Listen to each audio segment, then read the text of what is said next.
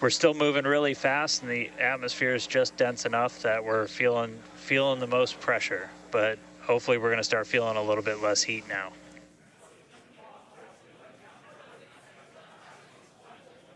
Looks like we got more views of each of the flaps on the ship as it's making its way back down to Earth.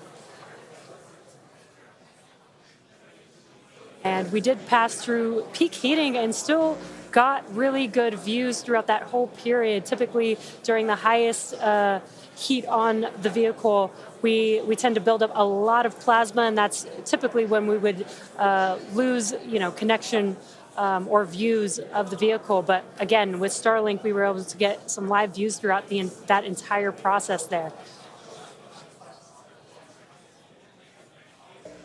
And we're coming up. We'll start hearing a couple more milestones in about 4 minutes or so when we start getting down to like the transonic, the subsonic, when we're starting to move closer to and beneath the speed of sound.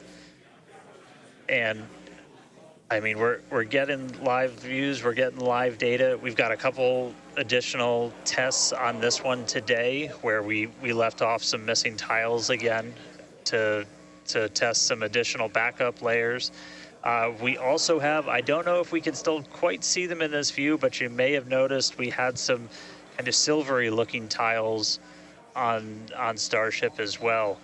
And those were pretty much standard tiles, but they were wrapped in aluminum. And it was a pretty simplistic, straightforward one where aluminum starts to melt at roughly the same temperature where steel starts to lose its strength, not necessarily melt. And so if we see stuff melting, we know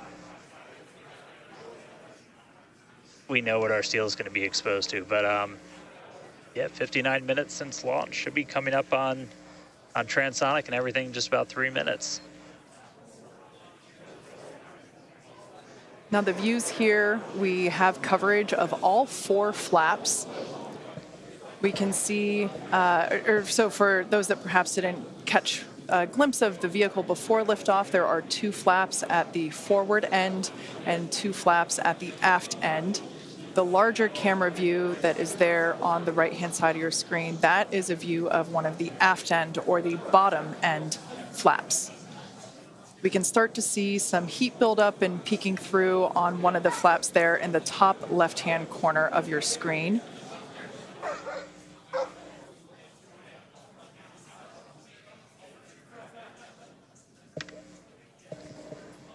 Once again, Starship now at T+1 hour and 9 seconds into its flight today, re-entering the Earth's atmosphere.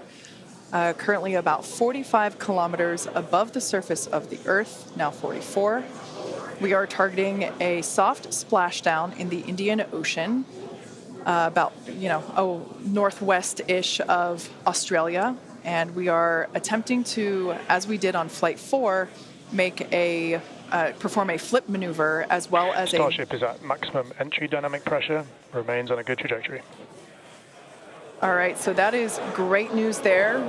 Like Dan said earlier, this is basically max Q part 2. So this is the greatest amount of aerodynamic loads that the vehicle will experience during its flight. It's coming back through the Earth's atmosphere. It was above the Earth's atmosphere in space where there was no friction. We can obviously see heat as evidence of that friction buildup. The atmosphere is actually helping to slow the vehicle down. If you're watching the telemetry in the bottom right-hand corner of your screen, you can see that speed decelerating rapidly.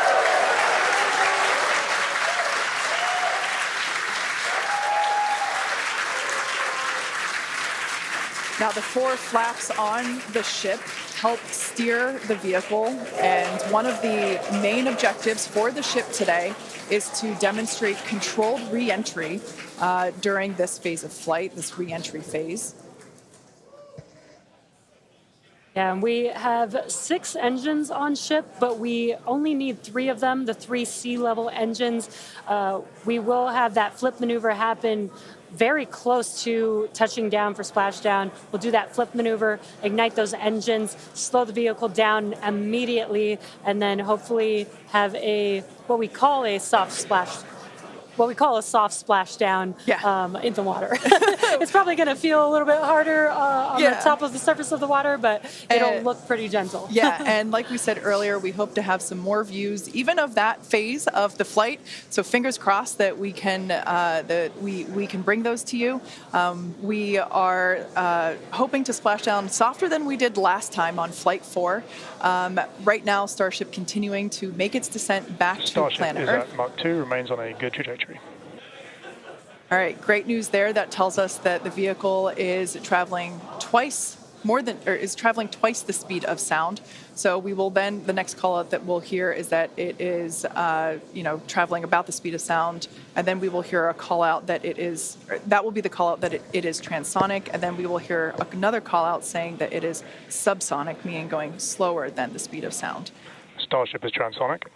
There it is. So at this point in time, we say transonic because certain parts of the vehicle, like the flap that you see on your screen, might be experiencing airflow faster than the speed of sound, while other parts of the ship may be experiencing airflow. Starship is in the subsonic belly flop. All right, so now the entire vehicle is traveling slower than the speed of sound, so subsonic. The crowd here at Mission Control Hawthorne also getting excited, just like us. We're awaiting a water landing. We are going to reignite the 3 engines to perform that flip maneuver, and we're basically about a minute and a half, away from the landing flip. Yeah, the crowd's getting excited here as we get closer and closer to splashdown. Again, just about a minute away from the expected splashdown, so we should see a lot happening coming up here shortly. We're currently having a view of one of the flaps, and it is a little bit dark on your screen, but hopefully we'll get some good views of the ship as it makes that flip maneuver and touchdown for splashdown. Yeah, yeah, guys, we saw that speed drop like a rock. So we're doing a belly flip right now, or a belly flop right now. That's what's kind of, if you saw the high altitude campaign, that's the unique thing about how Starship comes back. So we've bled off pretty much all of the speed we're going to. We're essentially at terminal velocity. Starship is at 5 kilometers altitude, remains on target. Five to go, coming up soon, landing burn.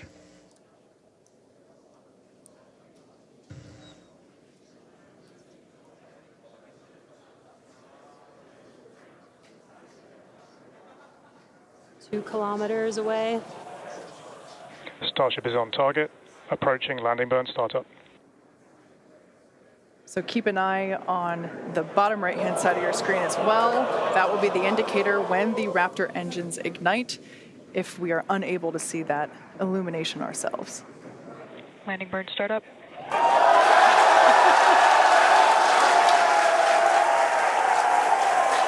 What a cool view of the reflection of that landing burn.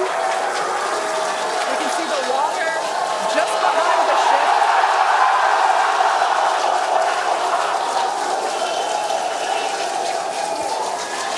Starship has landed. An incredible view. I think it is safe to say we have a ship in the water. Touchdown! That is a live view from the ocean surface. What an incredible end to Starship's journey. A live view from a buoy that we had out at the landing zone. An incredible view of ship landing just about on target as they were calling out. That was amazing. And we were not intending to recover any of the ship's hardware, so that was the best ending that we could have hoped for.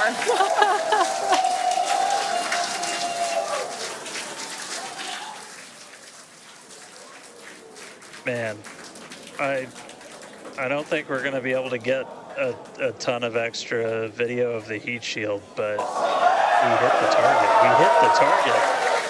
Yeah. I mean, we hit the target because we had these buoys placed in a pretty specific spot. So, wow. What a day. I feel like That's what I get to say. What a day. I mean, everything started off today with that launch. We were able to lift off towards the end of our window, 7:25 a.m. Central Time.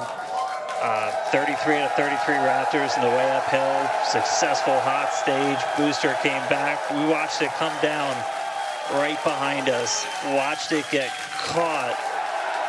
And that broke my brain for a while. I'm really happy we had coast for a bit, but that's first ever booster catch, major step on the way to rapid reusability. And ship just gave us one heck of a show, making it through a controlled re-entry this time, flaps intact, made it down to the water. Hey, Starships were meant to fly, and it sure as hell flew today.